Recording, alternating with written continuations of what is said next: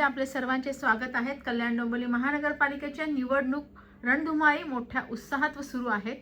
प्रभाग क्रमांक 22 मधून योगेंद्र भोईर व ट्विंकल योगेंद्र भोईर ह्या निवडणुकीच्या रिंगणात उतरले आहेत। नमस्कार योगेंद्र साहेब, तुम्ही उद्धव बाळासाहेब ठाकरे शिवसेना पक्षातर्फे निवडणूक लढवित आहात, तर तुम्हाला काय वाटतं, हा प्रभाग कसा वाटतो? एकूण तुम्ही फिरत आहात तर हा प्रभाग हवा तसा सुसज्ज आहे का? प्रभाग आता माझी सौ आम्ही दोघंही फिरतोय। म्हणजे मी आजपासूनच नाही, माझं या प्रभागावरती चारही म्हणजे जेव्हापासून 22 नंबर पॅनल 4 विभागाचा मिळून एक पॅनल जेव्हा झाला आहे तेव्हा एक 15-20 दिवसापासून म्हणजे एक लगभग मी हा वॉर्ड फिरतोय पूर्ण 22 नंबर पॅनल। मला असं निर्देशात किंवा असं जाणून मी घेतलं की ते एज्युकेटेड पीपल आता खूप आहेत, म्हणजे शिक्षित लोक खूप झालेली आहेत आणि त्यांना आता माहिती आहे की यंदा जे काही महानगरपालिकाचं जे काही इलेक्शन्स येत आहे त्यांना नक्की करायचं काय। आणि कसं आहे, तेही एक 10 वर्षाचा कालावधी झाला आहे की नगरपालिकेचे इलेक्शन्स झालेले नाही आहेत, तर तेही वाट बघतायत की कोणतरी येईल किंवा कोणतरी एक पुढाकार घेईल आणि त्यांना माहिती आहे 15 तारखेला त्यांना करायचं काय। तर इतकंच मी तुम्हाला सांगितलं। बरं, आता तुम्ही म्हणतात त्याप्रमाणे खरोखरच 10 वर्षानंतर निवडणुका लागतात, तर 10 वर्षाच्या निवडणुका आणि आता निवडणुका ह्याच्यामध्ये बराचसा फरक आपल्याला जाणवतो। तर तुम्हाला काय वाटतं की हा जो फरक आहे हा योग्य आहे किंवा कशा पद्धतीने आहे किंवा काय असं? बघा, योग्य मी म्हणेल आहे, कारण की निवडणुका हे झालेच पाहिजे। लोकशाहीचा अधिकार प्रत्येक मतदाराला आहे, तर त्याला तो अधिकार त्याला बजावायलाच पाहिजे। पण आता जर आपण म्हटलं की 22 नंबर पॅनल असेल किंवा सर्वत्र जे काही स्थानिक स्वराज्याचे जे काही इलेक्शन चालू आहे, आता ही पॅनल सिस्टम आमच्याकडे आहे। तर पॅनल सिस्टम अजून लोकांपर्यंत ते क्लिअर नाही आहे, ते आम्हीच त्यांना ॲक्च्युली क्लिअर करतोय की कुठल्या पद्धतीत त्यांना मतदान करायचं आहे। आणि त्यांचं एक खूप मोठं कन्फ्युजन असं आहे की त्यांचं वोटिंग कशा पद्धतीत होणार आहे। तर आमच्या प्रचारापेक्षा आम्हाला जास्त ते पॅनल समजवण्यात वेळ जातोय। अ, ब, क आणि ड असं ते रचना आहे। अ, ब, क, ड म्हणजे प्रत्येकाला 4 मतदान करायचे आहेत आणि त्यांच्या 4 मतदानाने त्यांना 4 नगरसेवक 22 नंबर पॅनलला निवडून द्यायचे। हे त्यांना समजवण्यातच जास्त वेळ जातो।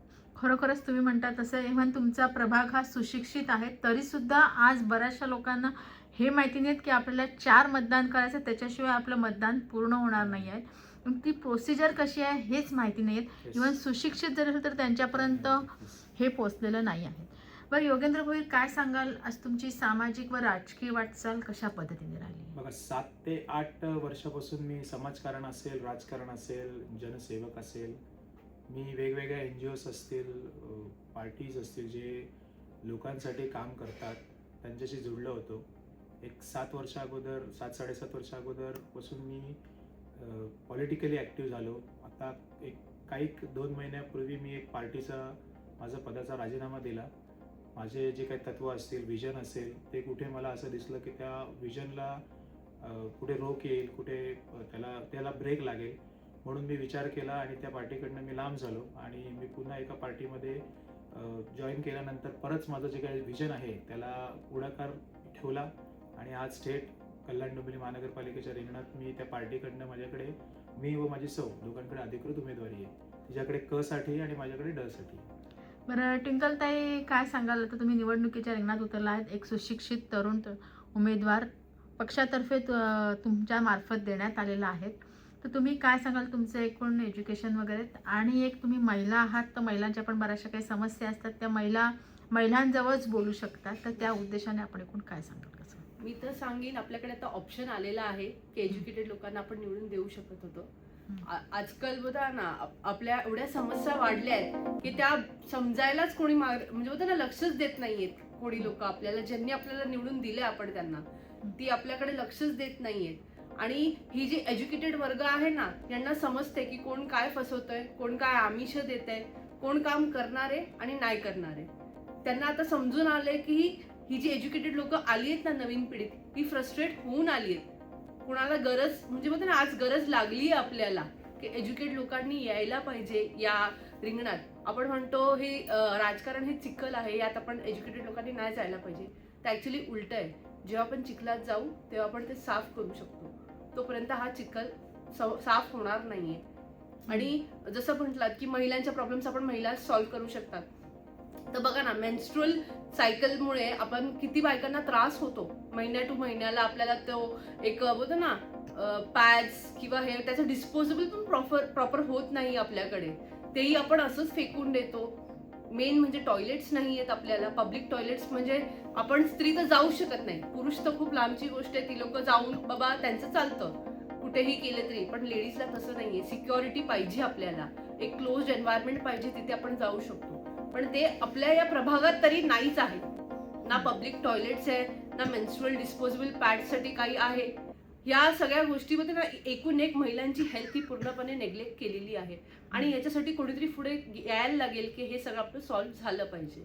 खरोखरच तुम्ही म्हणतात तसं खरं इव्हन म्हणजे जे तरुण आणि सुशिक्षित आहेत त्यांचा बघण्याचा दृष्टिकोन किंवा इव्हन व्हिजन असतं ते फार व्हास्ट असतं.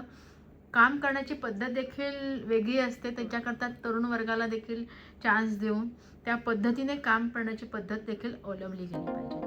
बरं, आता काय सांगाल, तुमचं पुढचं विजन काय आहे?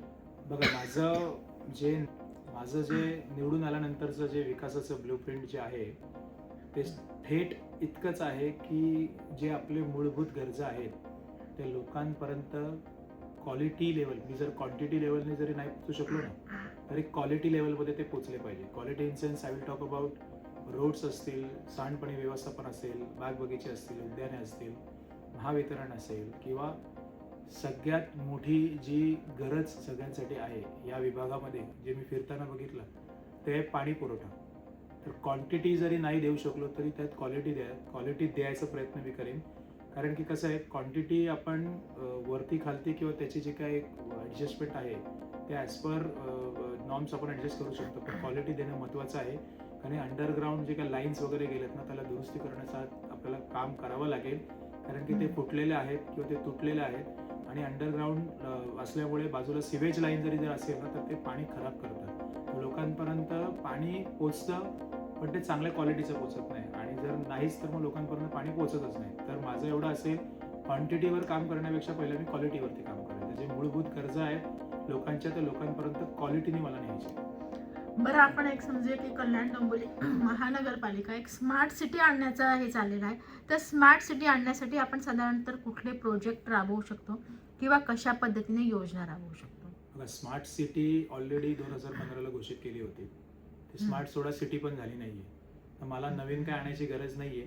जे 2015 ज्या टायमाला स्मार्ट सिटी जेव्हा घोषित झाली मला त्याच्यावरती काम करायचं आहे. आणि ॲक्च्युली ज्यांनी काम करायला पाहिजे होतं त्यांनी केलं नाही. तर मी असेल आणि माझी सौ असेल तर आम्ही दोघं त्याच्यावरती काम करणार.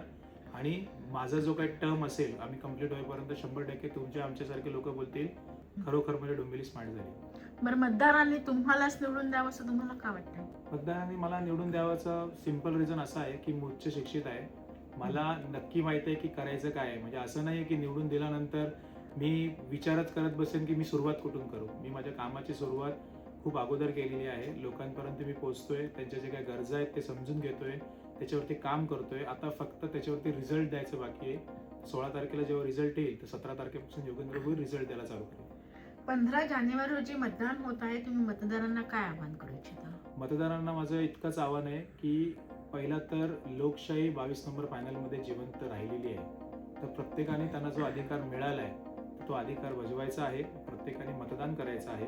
आणि 15 तारखेला त्यांनी एक निश्चय करायला पाहिजे, एक ध्येय घ्यायला पाहिजे की आता बस झालं. आता त्याच लोकांना निवडून देण्यापेक्षा उच्च शिक्षित लोक ज्यांच्याकडे भविष्याचं ब्लूप्रिंट आहे, विजनवरती जे बोलत आहेत, जे ऑलरेडी रस्त्यावरती उतरून कामं करतायत त्यांनाच निवडून द्यायला पाहिजे. नमस्कार, मी योगेंद्र भोईर.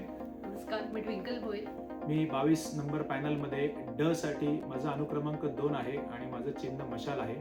तुम्हाला सगळ्यांना मला बहुमत द्यायचं आहे आणि मला विजय करायचा आहे. आणि माझा क्रमांक क मध्ये पहिला आलाय. तर कृपया करून यावेळेस काहीतरी बदलासाठी आम्हाला निवडून द्या. बघा काय बदल घडतो का. आणि आमच्या दोघांचं चिन्ह जो आहे तो मशाल आहे आणि आमचा पक्ष आहे शिवसेना उद्धव बाळासाहेब ठाकरे. आम्ही जे मराठी मुद्दे असतील, हिंदुत्व मुद्दे असतील त्याच्यावरती बोलतोय. आम्ही मराठीसाठी झटतोय. कृपया करून यंदा विचार करून उच्च शिक्षित लोकांना संधी द्या. त्यांना एकदा सभागृहात पाठवा आणि नंतर बघा ते तुमच्यासाठी काय काय स्टँड घेतात.